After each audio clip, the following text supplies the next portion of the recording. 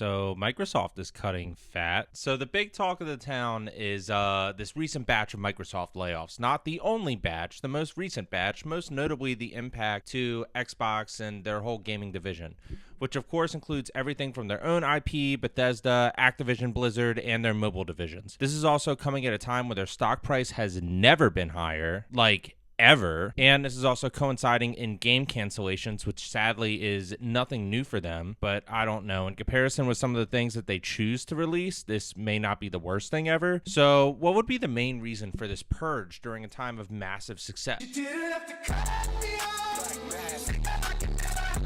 All right, let's get into it. I figured in the spirit of the video, I would use Microsoft Copilot to do most of the summary for me, since that's probably what some of their games will be doing in the future. Also, to see how legit it is at summing up the situation, I don't know. I found that kind of interesting. So per Microsoft Copilot, in 2025, Microsoft announced one of its largest layoffs in years, cutting approximately 9,000 employees, around 4% of its total workforce, as part of a strategic shift focusing more on AI and organizational efficiency, scale, and timing of layoffs. The latest round of layoffs began on July 2nd, 2025, coinciding with the start of Microsoft's fiscal year. This round impacted roughly 4% of Microsoft's approximately 228,000 employees as of mid-2024. The cuts are part of ongoing reductions following earlier rounds in January, May, and June of 2025, meaning Microsoft's workforce had been reduced by more than 15,000 employees in the total year. Microsoft began its financial year and confirmed a layoff of 9,000 employees during the company call.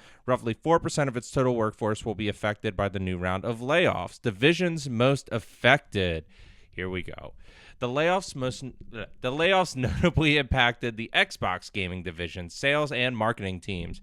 Microsoft has confirmed that the gaming division faced significant cuts, including approximately 200 jobs at King, Candy Crush people, 70 layoffs at Forza Motorsport Studio, and closure of the Initiative Studio responsible for Perfect Dark. Microsoft is canceling certain game projects such as Perfect Dark and Everwild, signaling a retreat from some gaming investments. Xbox chief Phil Spencer stated the layoffs are part of ongoing efforts to reduce management layers and increase team agility while focusing on areas of greater growth potential. And here we go. Reasoning behind layoffs and company strategy. Despite consistent multi-billion-dollar profits and a high market valuation of around $3.7 trillion, Microsoft is aggressively investing in artificial intelligence, including billions spent to build and maintain AI-focused data centers. The company anticipates AI and cloud infrastructure to require large capital expenditures and is shifting its workforce accordingly. Automation technologies at GitHub Copilot, which assists coding tasks, have reduced the need for some roles, contributing to workforce cost adjustments. Microsoft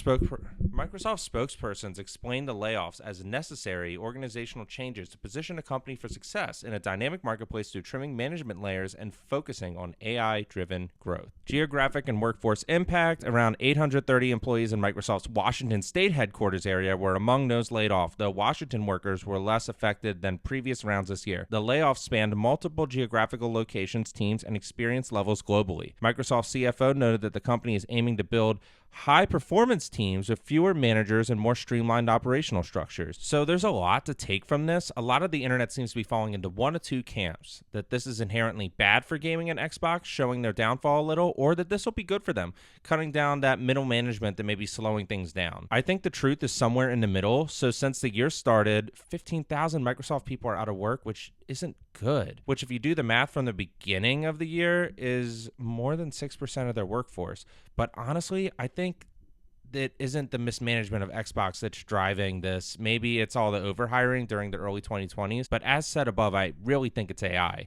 And I think this is only just the beginning. I wouldn't be surprised if you see more of this year, even with just Microsoft, as they are succeeding. Say what you want, but I really don't think it's tough times for Microsoft, or even Xbox for that matter. The CEO of Microsoft recently gave an interview with Zuck on Meta, saying around 30% of Microsoft code is AI generated, and that definitely applies to games. I only played the campaign for Black Ops 6 via Game Pass, but somehow I missed the story per IGN. Call of Duty maker Activision has finally admitted to using generative AI in the development of Black Ops 6 nearly 3 months after fans have accused the company of creating AI slob zombie Santa.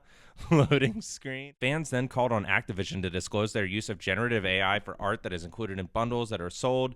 And following new AI disclosure rules on Steam, it has added a vague disclosure that covers the entirety of Black Ops 6 on Steam. Okay, so this is already happening now. Black Ops 6 Steam AI generative content disclosure reads, our team uses generative AI to help develop some in-game assets. Yeah, you don't say. So you're already seeing AI generated content in games, and you may notice it, but I think you can make an argument that you don't notice all of it. And Microsoft is looking at this and saying, why do we need all these people? And cutting corners. And by corners, I mean people. I could easily see a lot of like calling cards for like Call of Duty being AI generated, but that's sad because in the past, someone or a team of people sat down to make those. And AI needs humans to create art or create new content. It's essentially just blending together a lot of pictures or similar things and spitting out a result.